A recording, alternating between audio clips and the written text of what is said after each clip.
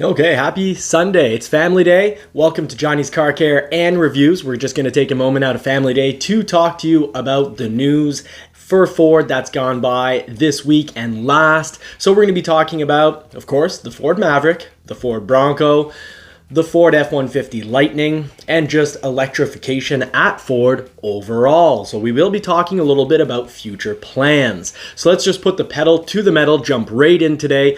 Let's start off with the Ford Maverick, and one of the things that probably has been bothering people the most, and that's, can the Ford Maverick tow? So the 2022 Ford Maverick can, simply put, tow quite well. We've got one user over on Maverick Truck Club.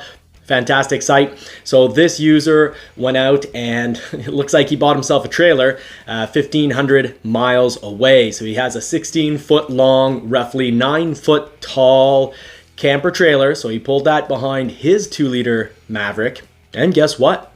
It pulled quite well, according to him. He said there was plenty of power and plenty of torque, even when passing big tractor trailers on the highway. So he did some overtaking of other vehicles. He said that went quite well. Something to understand, this is the best test of the Ford Maverick's 2-liter turbo engine possible. Now, why is that? That's because of wind resistance. Now, as humans, naturally, we have no natural way of really understanding quite well how wind resistance works, except in two situations. If you're in a huge storm and you're trying to walk or run against the wind, you'll feel that resistance against you, and you have to put quite a bit more legwork into propelling yourself forward. Now, a lot of us don't run anymore, so we don't really naturally experience that all that often. But think of yourself in a pool trying to walk in a pool, or when you're walking in the water at the beach.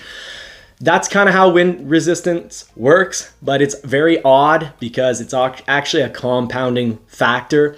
The faster you go at about 100, let's say 65 miles per hour, your wind resistance will take up some gas, but it'll require a lot more torque and horsepower for every mile per hour you go above 65 miles per hour. And the wind resistance becomes actually quite a bit bigger of a factor on both power and torque, and of course fuel economy, for every mile per hour you add. So let's get to this user's utilization. He says he was going between 65 miles per hour to 75 miles per hour, with only occasionally going over 70 miles per hour the whole 15-mile trip. He said that he did a lot of hills and some mountainous regions as well, and very impressed. Got 17.5 miles per gallon when towing. Heck, that's what my Bronco gets on a daily use. Mind you, my Bronco, with its 17.5 miles per gallon, is of course, my average speed's 49 kilometers per hour, or about 35 miles per hour. So I'm doing mostly what would seem like town driving. So for the Maverick, very impressed, 17.5 miles per hour, and that's not flat towing. So two great things to note. He said that he had plenty of power, both for horsepower and torque, at, speeds where there's quite a bit of wind resistance. And remember, 16 feet long by roughly 9 feet tall, that's a wall that he was pulling. So there's, these campers usually aren't the most, aerodynamic things that you can be pulling. So that this is a really great test. It does show that the Maverick 2-liter, as I've been saying since, March 2021, I was saying that likely we will see the 2-liter in it, and if so, it will be plenty of engine. Remember, the Maverick is roughly 3,700 pounds. So you have to think 250 horsepower and 277 pound-feet of torque, and that torque is offered on very low end, around 3,000 RPM, versus its weight is actually really great. We're not talking about a 2.7 liter 4-cylinder engine in a roughly 5,400 pound truck. And remember also, the Maverick itself has less aerodynamic drag. It's fighting less resistance of the wind because it is lower to the ground, and it's not as high up. So all factors to take into consideration. Point being, there's our proof, pretty much our proof that the 2-liter engine is very capable in the Maverick. Now let's move right along. Enough for the Maverick for now. Let's talk about Broncos, and I'm going to bring out some amazing news. Ford this week or last announced that all Broncos currently at the factory have hard tops for them, and they will be shipping out before the end of the year. So Dirt Mountain, that's great news. And they didn't say all four-door hardtop Broncos. They said all Broncos who have been produced have a hardtop, get ready for them, and that they will be shipped out before the end of the year. So great news if you're a two-door Bronco holder and you already have a build. That means you're getting your Bronco soon. I know there was a lot of us were discouraged and worried when we wouldn't get our Broncos. But there we have it. Some really positive news. Now, moving right along and putting the pedal to the metal and actually coming kind of a half circle back to the Maverick. Some interesting Maverick news. Jim Farley actually announced and says that he thinks the Maverick will be its own franchise. So what does this mean? Well, this means some really interesting things are possibly going into the pipeline. So first of all, it means that we'll probably see a Maverick with, as an SUV. So pretty much the exact Maverick look, but finished off with seats. So we'll see the Maverick quite possibly as an SUV if indeed the Maverick does become its own franchise. But it also means, if we think back to years in the past and more recently, it was made very clear, Ford said, the tops at Ford said that Ford icons will be electrified. So what are the icons at Ford? Bronco, F-150, and from the orders and reservations that we're seeing with the Maverick, and the fact that they're using, a 1970s name on the Maverick now, it's an icon. So we're probably going to see the Maverick electrified. I've been saying this, for months now. I'm positive we will see a plug-in. I don't think we'll see it until Gen 2, so until, the current Maverick's been out for roughly 5 to maximum 8 years. When they redo the platform, I expect a plug-in. The soonest I'd expect it is within, 3 years, so 2025. And 2025 is a magic number at Ford because that's when the Blue Oval City is supposed to be up and running, making its own batteries, making a whole lot more things possible because there's a shortage of lithium and there's a whole bottleneck when it comes to batteries. There's way more demand and Ford has the capacity to make more electrified vehicles, but they don't have the batteries. So Blue Oval will make their own batteries. But we'll get to that at the end, and that's gonna have a nice little tie-in with what we're talking about right now for the Maverick. The Maverick's almost certainly going plug-in. It's just a question of when, but it'll probably also go if the Maverick does become its own franchise, as Jim Farley said he thinks it will. Well, if that happens, I expect a fully electric Maverick. No time soon. I'm not talking about next year or the year after, but this could be something down the road for Gen 2, because they would most certainly have to do the whole platform if they're going to make a full electric Maverick that actually has really good range, which I don't think Ford is going to half ours do anything. So when the Maverick, if it does come out electric, I think it'll be on a new platform to get a good amount of autonomy, something in the 300-mile range. Because that seems to be pretty important. The 230 to 400 miles seems to be very important to electric purchasers, consumers. Moving right along. So let's just talk real quickly back on the Bronco.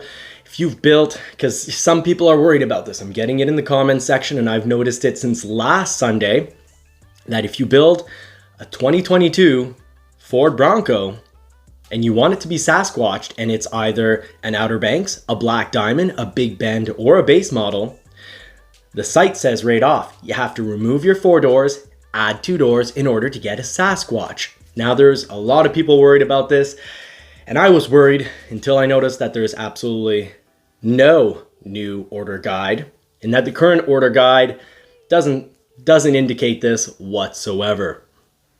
And that means I was still worried that maybe a new order guide will come along, and they actually updated the website first, the ford.ca and .com. So I double checked this, and actually I've triple checked it, but let's first talk about the double check. The double check is I built it on ford.ca and ford.com. So I was worried because, Badlands, anything below a Badlands, Outer Banks, Black Diamond, Base, and Big Bend, you go to throw on the Sasquatch on the 4-door, which the 4-door is what most people want for our families. A little less good off-road, but I've off-roaded it, and you can see that video. It's fantastic. But anyways, back to the point. This made me worry until I built a 2021. That was my triple check. I built a 2021 Ford Bronco because you can still do that on the website. And it too now carries the same error on the build website. You build a Ford door and you add Sasquatch, or actually 4A even, for automatic, which for me in my area with the snow, 4A in my opinion is necessary. And what do you get? You get your 4 doors taken off and you get your Sasquatch turned into a 2-door, and the site even says you have to, if you want Sasquatch, you have to remove those 4 doors and add the 2 doors. I'm still not worried because, hey, first of all, evidence 1, the order guide does not indicate that. Secondly, you can do it both on a 2021 and a 2022. If it was just the 2022 build website, I would be worried. But considering that the error goes to 2021 and we build website, and we all know, and actually Marie's Bronco on the way is evidence of this. It was built November 23rd, and guess what? It was built as an Outer Banks 4-door Sasquatch. So clearly something's wrong with the website, and I just want to tell you, don't worry too much about that. If this does become breaking news, I think we'll all be shocked, horribly disappointed. And here's, another piece of evidence. I think Ford wouldn't just, you'd think they'd announce this type of change without just, kind of quietly sliding it into the build and price. I think this is a technical error, and I think that we need to, no, I'm personally not up in arms about it. A lot of people are working from home these days. Like I've said in other videos, we've got people, throughout all of this, we've seen major news sources, reporting from their office. And you'll have, kids running in and screaming.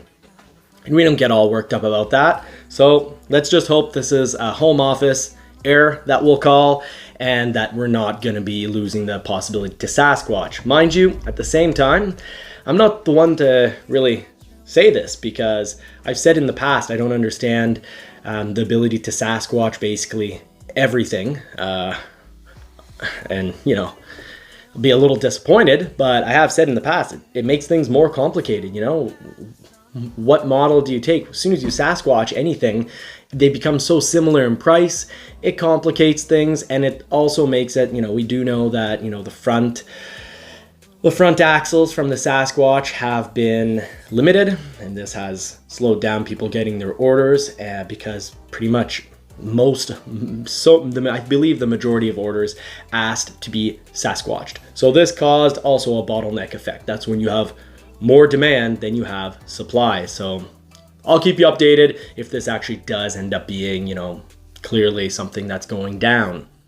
Now we're just wrapping up the video with the last piece of news that I'm going to share. If you're still watching, put in the comments section finished. I'd love to know if you're a finisher. So comment down finisher, so that I actually know if EV news does interest people. But this does tie into the future for the Bronco plug-in and the Maverick plug-in, which I strongly believe, and we've even seen spy photos of a Bronco with electric cables underneath it. So definitely going hybrid soon, or plug-in.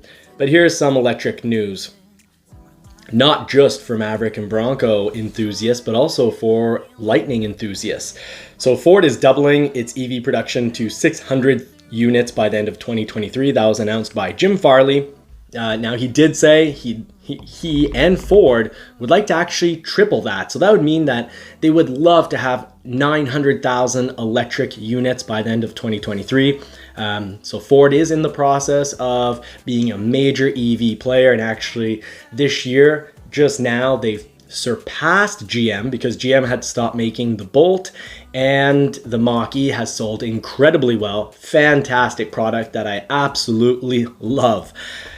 But Ford's becoming a major player for electric vehicles, and we see it in their stock share price. Earlier this year, what was it at, like $4 or $5 Canadian, and now it's playing around 18, well really 19 to 21 dollars a share. So if you invested in Ford, you are probably very happy and can probably pay your Bronco cash if you invested enough. But Jim Farley did say that there's a bottleneck issue We see it with GM not being able to produce the Bolt, and Ford is actually really picky, I believe, and I highly suspect from what we've seen in the last few years with, EVs and plug-ins and hybrids often being later than expected. I strongly believe and highly speculate that that's because of battery quality. Ford will never just straight out say it because, then you're kind of calling out your suppliers. But we do know that Ford has said that it's a bottleneck issue, so that, their plan in that case, instead of 900,000 units, is 600,000 units. But the great news is Blue Oval City is supposed to be up and running. That's 6,000 square miles. And this whole project's going to create 11,000 US jobs. So for those of you that say, I'm not going to go buy a Maverick because it's not made in the US, please do remember that, it could be good to maybe encourage the manufacturer that creates the most US jobs out of all manufacturers. They create also a lot of Canadian jobs, and that's not just because of dealers, but because of, a factory as well, and all sorts of suppliers. Now, really interesting about Blue Oval, up and running 2025.